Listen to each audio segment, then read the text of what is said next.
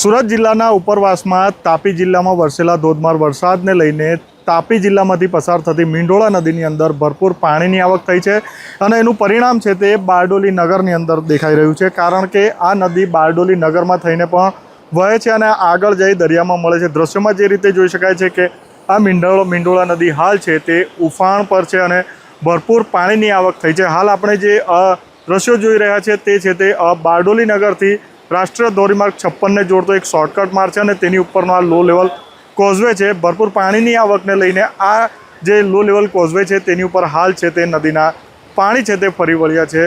જો કે આ માર્ગ હાલ છે તે સુરક્ષાને લઈને બંધ કરવામાં આવ્યો છે। ખાસ કરીને જે દ્રશ્યોમાં જોઈ શકાય છે કે પોલીસ કર્મીઓ પણ અહીં તૈનાત છે અને કોઈ પણ આ રસ્તા પર આવે તો તેને હાલ છે તે અટકાવવામાં આવી રહ્યા છે। ઉપર છે તે કહી શકાય કે બેરિકેડ પણ લગાવવામાં આવેલા છે, જેથી કોઈ વાહન ચાલક અજાણતા રોડ પર ના પ્રવેશે।